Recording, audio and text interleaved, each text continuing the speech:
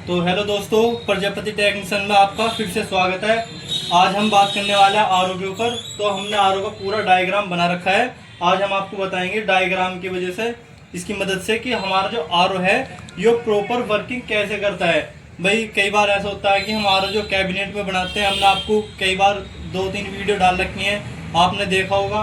तो आज हम आपको इसको डायग्राम पे बिल्कुल हमने बोर्ड पे पूरा उतार दिया है। इसमें बताएंगे हम बिल्कुल कैसे प्रॉपर वर्किंग ये करता है। तो सबसे पहले नंबर पे हमारा बाउल आता है। तो देखिए ये बाउल आता है जहाँ से हमारा पानी इन करता है, और ये बाउल हमारा कुछ इस तरीके का होता है। ये देखिए, और ये जो फिल्टर है इसके अंदर मैं दिखाता हूँ, कुछ इस तरीके से होता है। ये रहा, ये इसके अंदर इस तरीके से ऐसे डला होता है, इस तरीके से। तो ये पिन्नी खोल के हम इसको जो फिट करते हैं, जिससे क्या होता है, जो हमारी सबसे पहले गंदगी आती है टैंक से, वो इस बाउल में सबसे पहले आकर रुक जाती है। जो ये हमारा बाउल लगा होता है, इसका हमें क्या 3 से 4 महीने में फिल्टर चेंज करना होता है। उसे चेंज कर दो। इसे घर पे नॉर्मल कस्टमर भी कर सकते हैं, चेंज करो और दूसरा डाल दो। तो हमारा यहाँ पर जो यहाँ जैसा हमारी टोटी होती है, टोटी, इस टोटी से हमारा यहाँ पर पानी इन करता है। ये रहा, इस तरीके से, ठीक है। यहाँ पर पानी इन करने के बाद हमारा बाउल में जाएगा, और बाउल से होता हुआ हमारा पानी आउट हो जाएगा बाउल के दूसरे पॉइंट से, ठीक है। यहाँ से आउट होने के बाद फिर आता है हमारा आरओ का नंबर, ठीक है, जो हमारा अंदर कैबिनेट में लगा होता है। ये हमने फिलहाल अभी ऐसा बना रखा है, तो बॉडी तो है नहीं। तो हमारा यहाँ पर जो इन होता है, ये हमारे यहाँ पर हमने सेडिमेंट फिल्टर लगा दिया इस तरीके से। तो सेडिमेंट में जाएगा, और सेडिमेंट से आउट होकर यहाँ से और कार्बन में इन हो जाएगा यहाँ पर, ठीक है। तो ये जो दोनों फिल्टर हैं, इस तरीके के फिल्टर होते हैं ये। तो अब इसमें आप कार्बन सेडिमेंट कैसे पता करेंगे कि कौन सा कार्बन कौन सा सेडिमेंट है। तो देखिए, आप इस तरीके से 2 फिल्टर रखो, इसे देखो ऐसे हिलाओ, कुछ भी आवाज़ नहीं आ रही है, ठीक है। ये रहा, ठीक है। अब ये वाला है, ये देखिए, इसमें बजरी की सी आवाज़ आ रही होगी आपको। तो जिसमें हमारी आवाज़ आ रही है इस तरीके से, ये मैंने इसमें हल्की हल्की ये बिंदी सी बना रखी है बजरी टाइप की। तो इसका मतलब ये हमारा कार्बन फिल्टर है, ये वाला। और ये ऊपर वाला हमारा सेडिमेंट है, ऐसा, ठीक है। तो इसमें क्या करते हैं हम कि भाई सेडिमेंट में लगाने के बाद कार्बन से हमने आउट कर दिया। आप कार्बन ऊपर कर दो, सेडिमेंट नीचे कर दो। पहले कार्बन लगा दो, सेडिमेंट लगा दो, चाहे सेडिमेंट लगाओ या कार्बन, उससे कोई फर्क नहीं पड़ता। आप कुछ भी लगा सकते हो जैसा आपको अच्छा लगे, चाहे कार्बन लगा दो या सेडिमेंट लगा दो, ठीक है। उसके बाद हमारे यहाँ तक आपको समझ में आ गया भाई पानी ऐसे गया और इन दोनों फिल्टर से घूमता हुआ ऐसा आ गया। बस आपको करना क्या कि एरो का ध्यान देना है इस तरीके से। भाई इसका एरो ऐसे था और ये फिल्टर हमने ऐसे लगा दिया, इसका एरो ऐसा आ गया, तो हमारे यहाँ से इन जो आउट हुआ, सेडिमेंट से आउट होकर और कार्बन में इन हो गया। उसके बाद यहाँ से आउट हो गया, ठीक है। यहाँ पर हमने लगा दी SV सोलेनॉइड वोल्व, ठीक है, जो हमारी 24 वोल्ट से चलती है, ठीक है। तो SV जो हमारी, इसके जाने के बाद जो हमारा कार्बन से आउट हुआ, तो हमने SV इन और आउट। तो यहाँ पर दोनों तरफ SV में पॉइंट होते हैं बने हुए, और इस तरीके की होती है SV। ये मैं आपको दिखाता हूँ, इस तरीके की SV होती है। और इस पे देखिए ये रहा एरो का चिन्ह, ठीक है। तो ये एरो का चिन्ह आप इस तरीके से ऐसे मान लो कि इधर से इन हुआ और इधर से हमारा आउट हो गया, ठीक है। तो इस तरीके से SV काम करते हैं। और SV क्यों लगाई जाती है, सबसे पहले बात यह है कि भाई SV तो हमने बीच में लगा दी। अब इसका काम क्या है, तो इसका काम यह है कि जब हमारा टैंक फुल भर जाता है, तो हमारी जो सप्लाई तो बंद होगी, भाई ये पंप वगैरह चलने वाले सब चीज़ बंद होगी, मगर पानी कंटिन्यू चलता रहता है। तो पानी को बंद करने के लिए SV लगाई जाती है। जो पानी के जो SV हमारा काम करती है, वो ये करती है कि जब हमारा ये सप्लाई बंद होती है, तो हमारा पानी चलता रहता है, उस पानी को कट कर देती है कि हमारा पानी वेस्टेज ना चले। क्योंकि पंप तो हमारा इसके लिए लगाया गया प्रेशर के लिए, मगर उसके बाद भी थोड़ा थोड़ा पानी हमारा चलता रहता है, जिससे हमारा ज़्यादातर सिंटेक्स खाली हो जाता है। तो ये SV बहुत ज़रूरी है, जो हमारी पानी की सप्लाई को कट करती है। उसके बाद आता है हमारा पंप। तो पंप में भी हमारे इनपुट आउटपुट होते हैं, जैसे इन आउट। तो इसमें हम क्या करेंगे, इसमें हमारी ऐसे पहचान होती है, देखिए एरो के चिन्ह बनने हैं, यानी कि पानी इधर से ऐसे चल रहा है, ये रहा, इधर से ऐसे। तो यानी कि ये यहाँ पर ऐसा हो गया, तो ये देखिए इधर से ऐसे, तो ऐसे इधर से ऐसे, तो ये हमारा इन हो गया, ये हमारा आउट हो गया इधर से। तो ठीक है, इसमें जो पंप भी हमारे 2-3 तरह के होते हैं, जैसे 100 GPD, ये 100 GPD का है, और 100 GPD का हमने इसमें लगाया है। 80 GPD का भी होता है, उसका जो थोड़ा प्रेशर का फ्लो जो है वो कम होता है हमारा, ठीक है। तो यहाँ तक तो हमारा देखो क्लियर है बिल्कुल, यहाँ तक सब कुछ समझ में आ गया होगा। यहाँ से पंप से हमारा पानी आउट हो गया। अब थोड़ा सा इससे आगे समझना, थोड़ा सा जो डिफिकल्ट है वो यहाँ पर है। अब मैं तुम्हें बिल्कुल साधारण समझूंगा। सपोज करो कि यहाँ हमारी कोई भी टी है नहीं, ये देखिए, ठीक है। यहाँ से मैं अभी सप्लाई काट देता हूँ, ठीक है। अब हमारा हुआ क्या कि हमारा पंप जो यहाँ से पानी आउट हुआ, ये सीधा हमारा चला गया मेम्ब्रेन में, ठीक है। हाउसिंग जो होती है मेम्ब्रेन का हाउसिंग, यहाँ से इन हो गया, ठीक है। तो हाउसिंग का मेम्ब्रेन इस तरीके से, जो हमारा सिंगल एक पॉइंट है, ये देखिए इस तरीके की होती है, जो एक पॉइंट है ये हमारा इन होता है मेम्ब्रेन का। तो उसके बाद जो हमारे दो पॉइंट यहाँ बनते हैं अब, ठीक है। यहाँ से हमारी दो सप्लाई चलेंगी। तो एक तो देखिए ऐसा, एक तो हमारे थोड़ा सा बाहर हुआ है ऐसा है। तो जो ये हमारा बाहर हुआ है ये हमारा प्योर, जो हमारा बाहर को ये हमारा प्योर का होता है, और जो अंदर को ये हमारा रिजेक्ट होता है, ठीक है।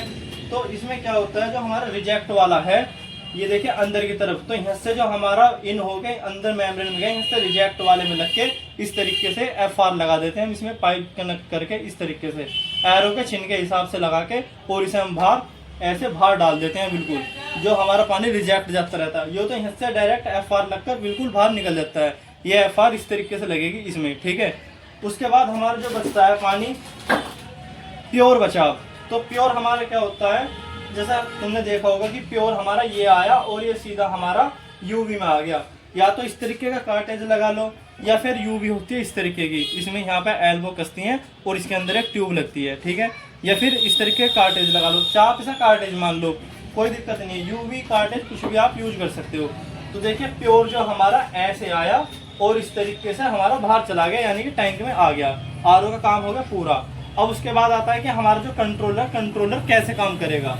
तो कंट्रोलर हम क्या करते हैं, जो हमारा आउट है ना, यहाँ पे देखिए पंप का जो आउट है, यानी कि जो मेम्ब्रेन है, मेम्ब्रेन से पहला, जो मेम्ब्रेन के इनसे पहला है, तो वो हमारा सादा पानी है। अभी जो टैंक वाला आ रहा है मेम्ब्रेन से पहला पानी, ठीक है। उसके बाद यहाँ से प्योर निकला, तो ये मेम्ब्रेन का आउटपुट जो प्योर वाला है, एक हमने यहाँ पर टी लगाई, एक हमने यहाँ पर टी लगाई, ठीक है। हमने यानी कि सीधा तो जा रहा है और ये भी सीधा जा रहा है। अब हमने यहाँ से हमारा 3 पॉइंट बन गए भाई, एक तो इन था, एक आउट था, और एक ये वाला आउट टी जो। तो देखिए जैसे हमारी दोनों टी लगी भाई, ये तो हमारा प्योर हो गया, प्योर के बाद एक टी लगी, एक हमारे सादे पानी पे टी लगी, ठीक है।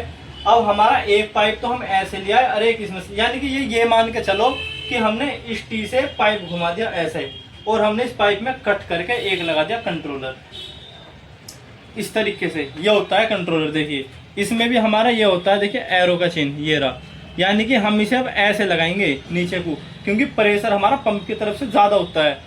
तो पंप की तरफ से हमारा कंट्रोलर का कर देंगे हम इन, और इधर हो जाएगा हमारा आउट, इस तरीके से, ठीक है।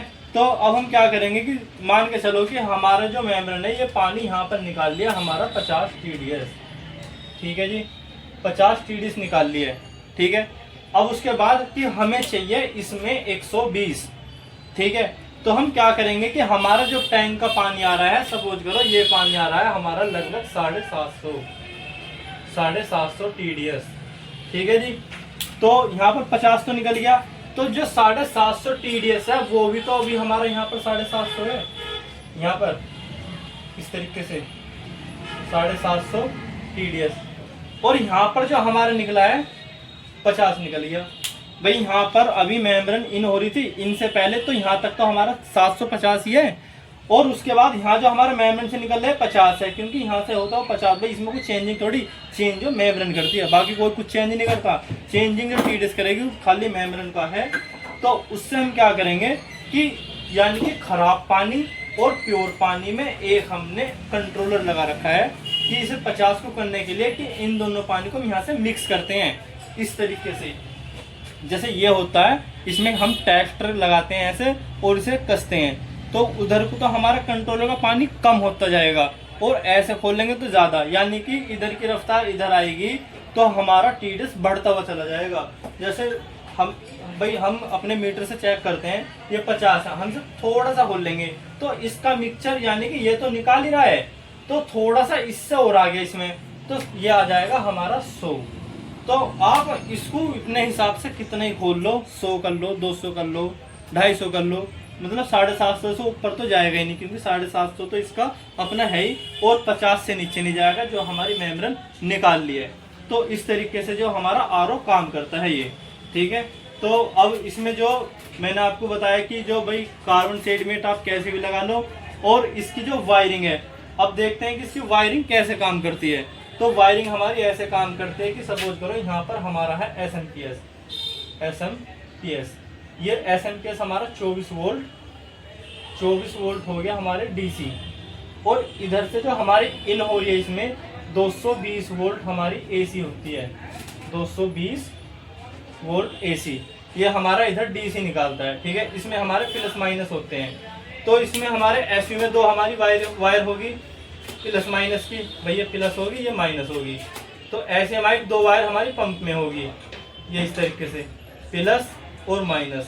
तो इसके प्लस और माइनस में आप सीधे सीधे तार जोड़ दो। अगर आपको AC से कनेक्ट करना है, ये जो इसका फ्लोट स्विच होता है, फ्लोट स्विच ऐसा होता है जो हमारा लिप स्विच होता है कुछ इस तरीके का, और उसमें दो हमारी पिनें होती हैं वायर इस तरीके से, जो हमारे यहाँ पर फ्लोट में दबने के बाद हमारा काम करती है स्विच। यानी कि जब ये उठ जाएगा, जैसा पानी भरा ये उठ जाएगा, तो हमारा स्विच ऑफ हो जाएगा।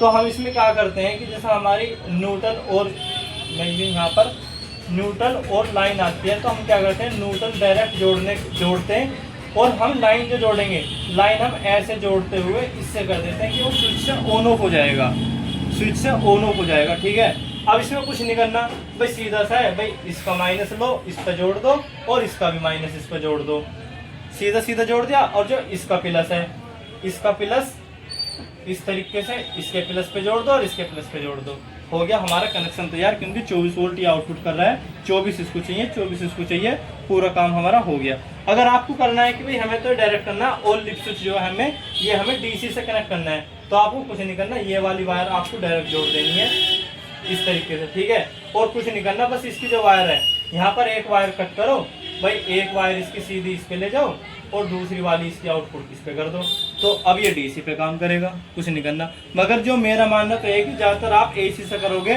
तो SMPS की भी सप्लाई हमारी कट हो जाती है, इसका ये फ़ायदा है। बाकी कमेंट में करते हैं कि भाई हम इसे DC से भी दे सकते हैं, तो भाई DC से दे सकते हो, कोई दिक्कत नहीं है, आप अपने अनुसार कुछ भी दे दो, कोई दिक्कत नहीं है। पर जो हम अपना खुद करते हैं, हम उसे AC से देते हैं, ताकि हमारी SMPS की भी पावर बिल्कुल कट हो जाती है। तो दोस्तों इस तरीके से हमारा जो RO जो इसकी वर्किंग है, मैंने आप लोगों को समझा दिया है, तो आपको समझ में आया होगा। तो अगर आपको वीडियो अच्छी लगी हो, वीडियो को हमारे को लाइक करें और चैनल को सब्सक्राइब करें, और हमें कमेंट करके ज़रूर बताएं कि वीडियो कैसी लगी, और अगली वीडियो किस टॉपिक पे चाहते हो, ये भी हमें कमेंट करके ज़रूर बताएं। धन्यवाद दोस्तों।